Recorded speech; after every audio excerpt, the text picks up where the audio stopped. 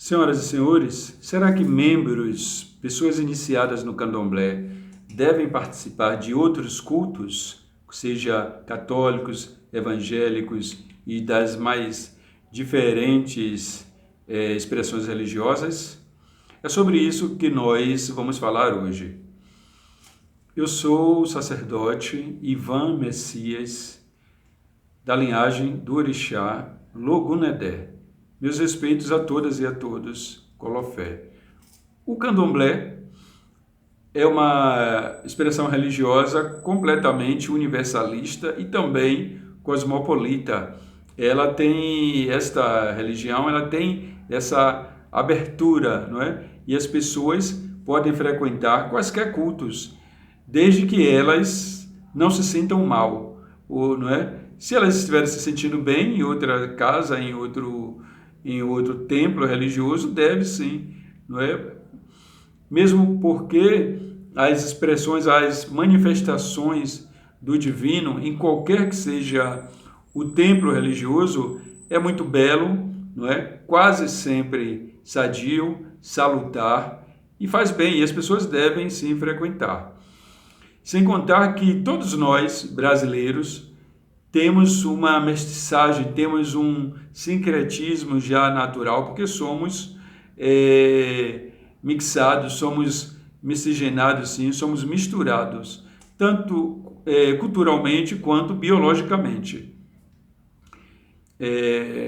Então, essa mistura biológica, embora não garanta uma igualdade social, uma igualdade de gêneros, uma igualdade racial, não é?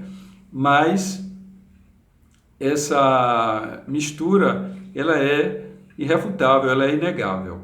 Então, e existe outro aspecto que é a questão da religiosidade do próprio membro, do próprio iniciado no candomblé, que, por exemplo, a mãe, a bisavó, o bisavô, um tio, uma tia, por exemplo, são ou eram católicos ou evangélicos. Daí, um membro do candomblé, para prestar homenagem, para saudar, inclusive, não é, o egum, o ancestral, ele precisa, não é? Aí é depender da necessidade e do que o oráculo também decidir, ele precisa acender uma vela, não é isso? Na igreja, ou ele precisa participar de um culto. Então, isso fica muito a critério do babalorixá, da yalorixá, e muito mais do oráculo. O médium de Logum, o jogo de búzios, é quem normalmente orienta sempre para o bem, para a saúde do iniciado, da iniciada, do elégum. Entendem? Então, o jogo de búzios, normalmente, quem vai solucionar essa questão que muitas vezes quer se situar no campo da ideologia, não é? No campo da política e no campo, sobretudo, da moralidade, de afirmar e acusar uma instituição religiosa, não é? Ora de perversa, ora de maligna, ora de demoníaca. Não é? Isso eu falo dos cruzamentos, dos discursos que estão em todas as instituições, uma acusando a outra. Então aí tem um aspecto moral, não é? Mas acontece que a raça humana, os seres humanos em qualquer instituição, foram no passado e ainda são capazes de tudo. Então, não cabe uma discussão moral se tal religião, se tal igreja é ruim, é má, é demoníaca. Isso está ultrapassado, isso não é uma discussão racional, não é uma discussão pautada e embasada no bom senso. Não é. Não é? Então, o jogo de búzios normalmente vai observar essa questão da ancestralidade. Isso também é ancestralidade, não é? Do antepassado, do tio, da avó, não é? De um avô, da pessoa que é iniciada. Sabemos que o candomblé no Brasil, ele segue a tradição de mais de 10 mil anos, não é? Em que os nossos rituais, eles dão a continuidade daquilo que se fazia em muitos dos países. não é? Como no Egito, na Nigéria, em Angola, no Benin, não é isso? Nos reinos de Oió, então tantos nos reinos de Jeje e Lexá. São práticas no candomblé, e o candomblé tem essa relação, lida com fogo, terra, água e florestas, e o próprio candomblé tem recursos, por exemplo, para substituir, não é, certas necessidades, como a missa.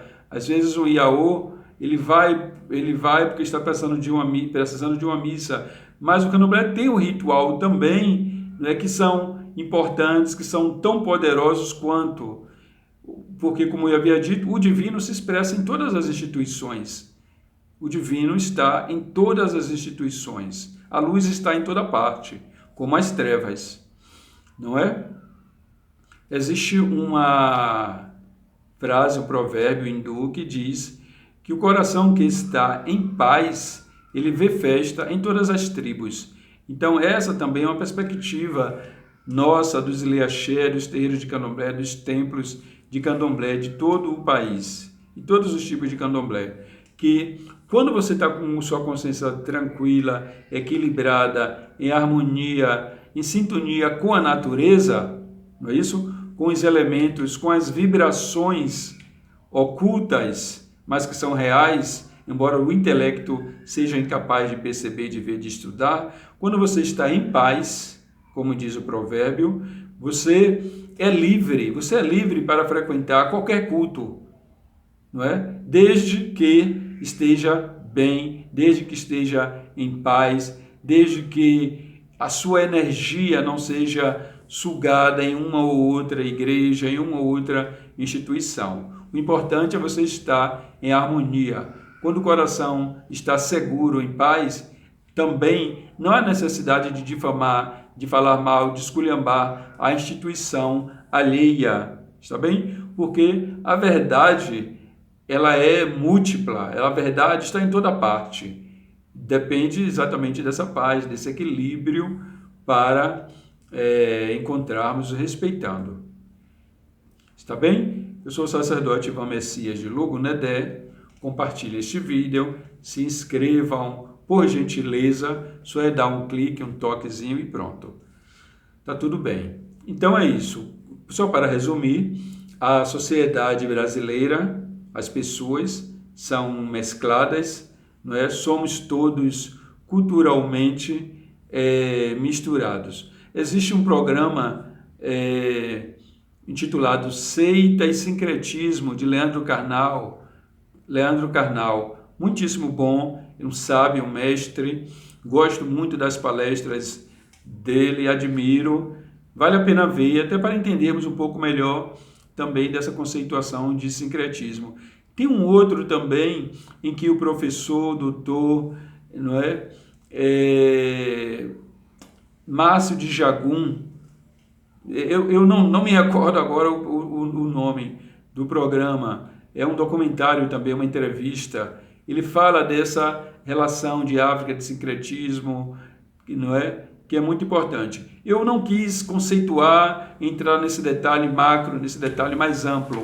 Hoje não, preferi falar da prática micro, não é? Interna, doméstica, particular e ritualística. Está bem? Muito axé, paz, luz, beijo nos corações, axé.